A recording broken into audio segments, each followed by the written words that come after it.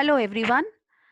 Now in today's session we are starting with the next unit of macroeconomics of class 12th, that is determination of income and employment.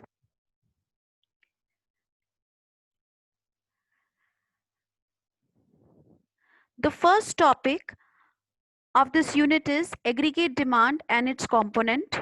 In today's session we'll be learning about that what is the meaning of aggregate demand and what are its various components and what are the meaning of its component. The rest of the topics will be taken up in other videos, but let me give you a glimpse of the other topics of this unit. Second topic is propensity to consume and propensity to save, average and marginal. Third topic is short-run equilibrium output, investment multiplier and its mechanism. Next topic is meaning of full employment and involuntary unemployment. Fifth topic is problem of excess demand and deficient demand and measures to correct them. Last topic of this unit is changes in government spending, taxes and money supply. Now let's start with today's topic, that is meaning of aggregate demand.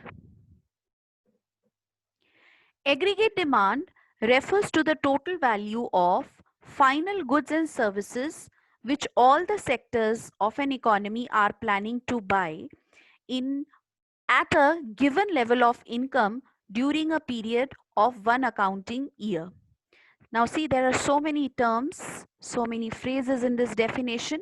First of all is aggregate demand is the total value of final goods and services. So we are going to calculate the total value of final goods and services. That means intermediate goods and services are not to be considered. In aggregate demand, the total value of only final goods and services which are consumed are being considered. Now by all the sectors of an economy, three sectors are there: agricultural sector, industrial sector and your tertiary sector, or you can say your household sector, your industries and your government sector. So sectors can be classified into three in any of the bases. First could be your household sector, second will be your industrial sector, third will be your government sector. And if you want to categorize it on the basis of the occupation, agricultural, industry or tertiary sector. Now they are planning to buy at a given level of income during a period of one accounting year, which is a period of 12 months. So this is the meaning of aggregate demand. Aggregate demand is the aggregate expenditure that different sectors of the economy are willing to incur during a given period of time, and this given a period of time again is one accounting year, the period of 12 months. So it's a total of the expenditure which is being incurred, which is being spent by the different sectors of the economy. It means aggregate demand and aggregate expenditure means the same. So whenever we are talking about aggregate expenditure, it means nothing. It means aggregate demand only.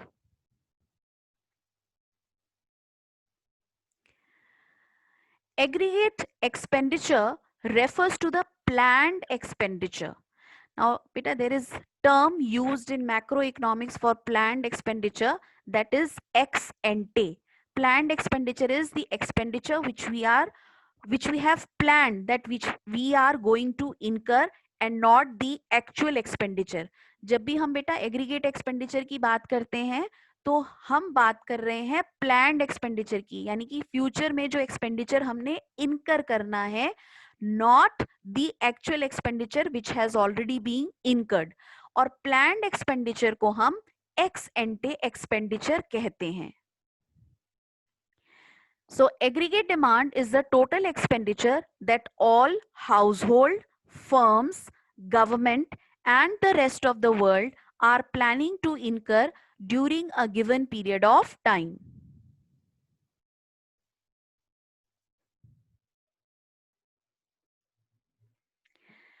Let's understand the difference between aggregate demand with market demand. See, aggregate demand is the total demand for all goods and services in the entire economy.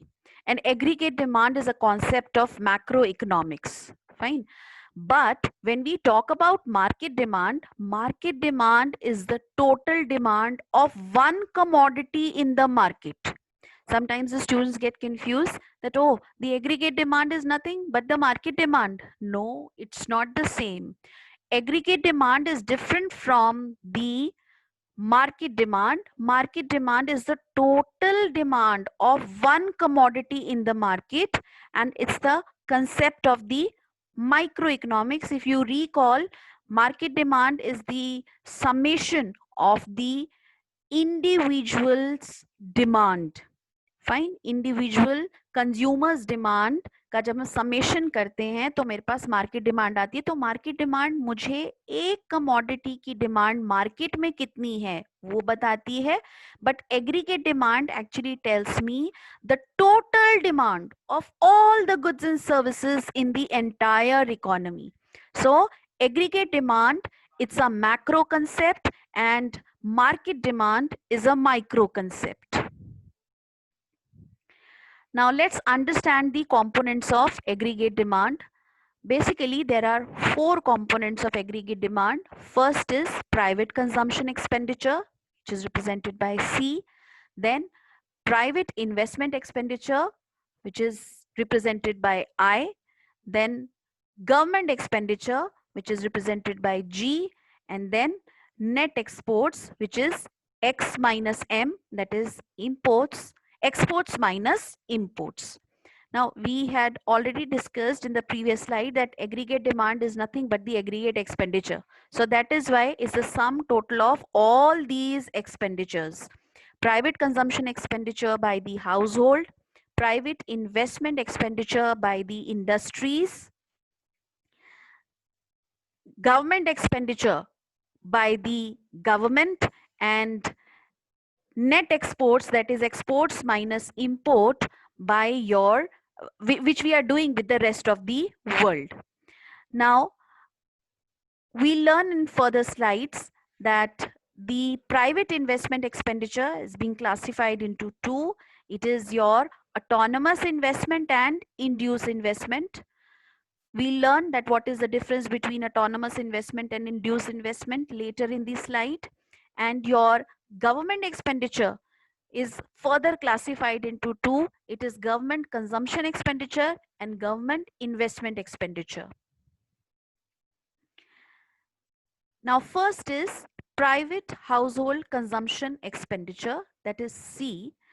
It refers to the total expenditure incurred by household on purchase of goods and services during an accounting year.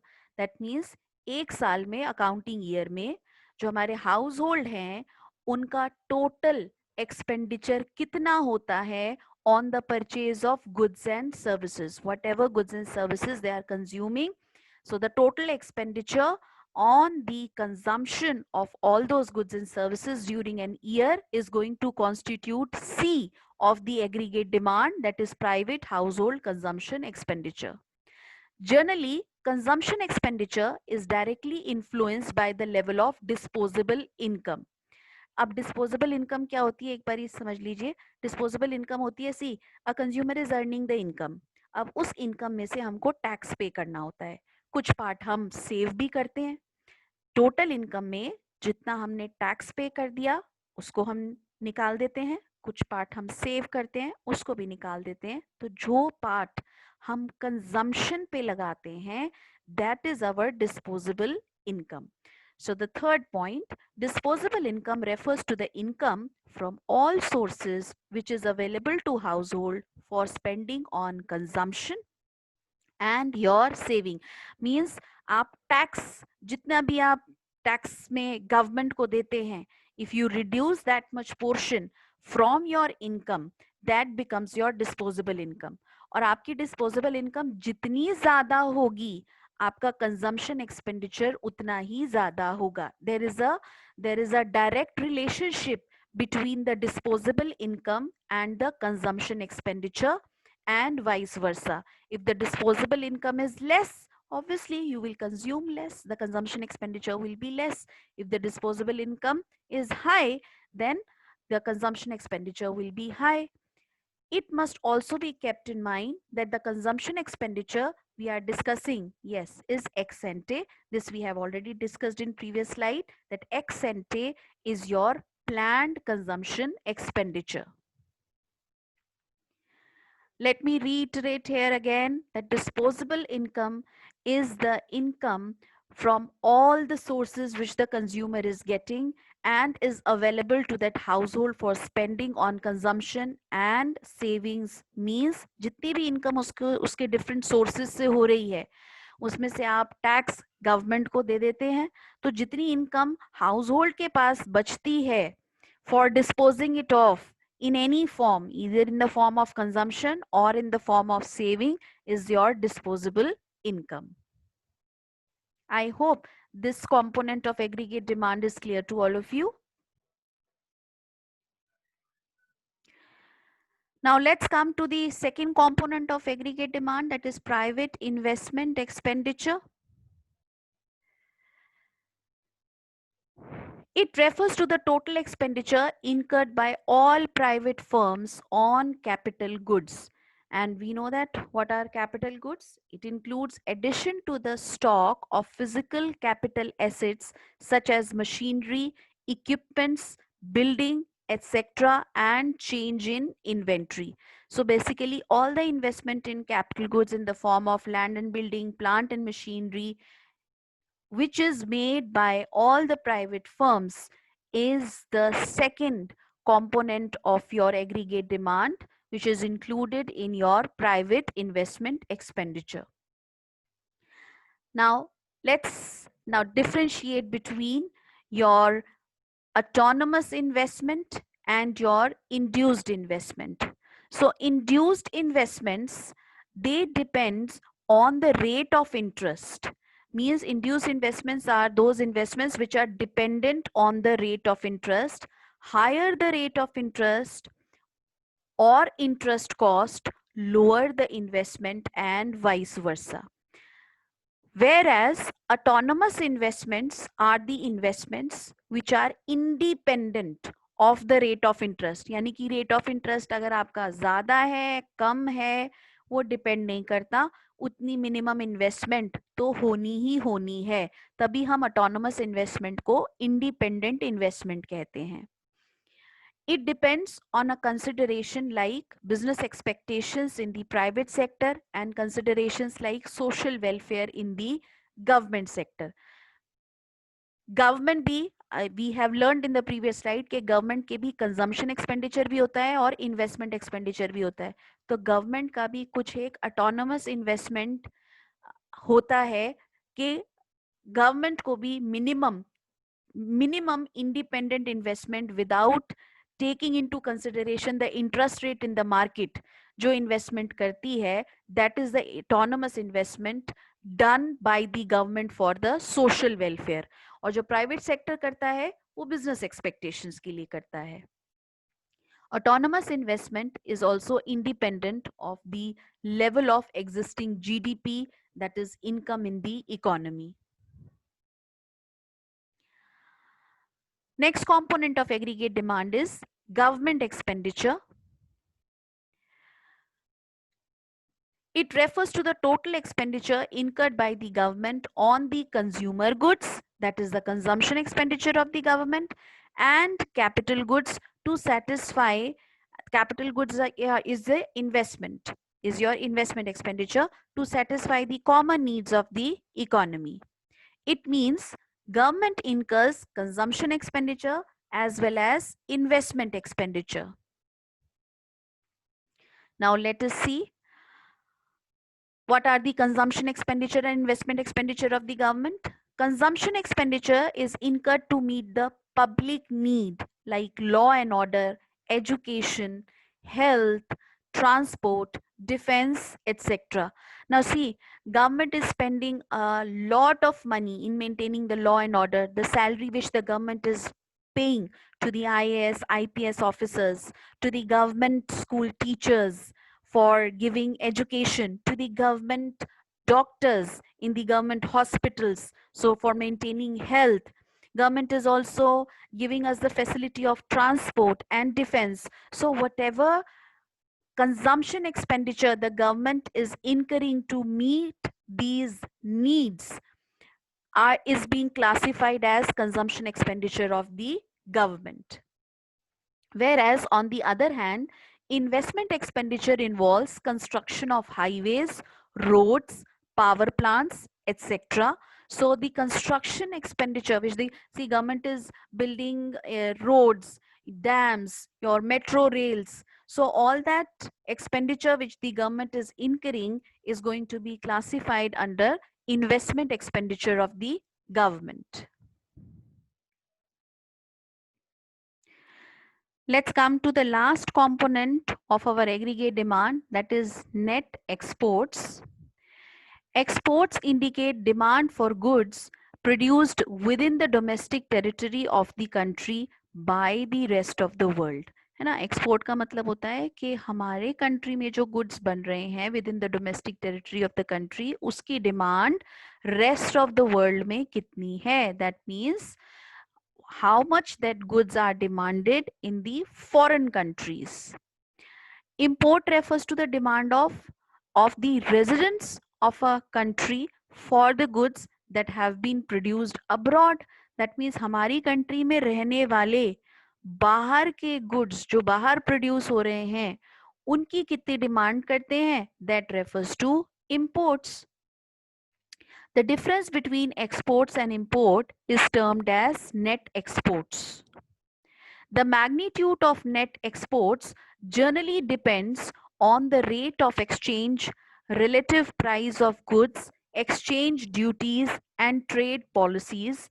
Now, see, this we are going to learn in the last unit of our macroeconomics in detail also.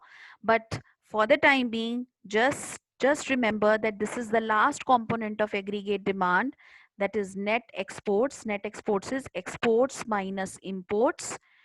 Export means the demand of the goods which are domestically produced by the rest of the world, and import refers to the demand of the goods which are produced outside the country by the residents of a country.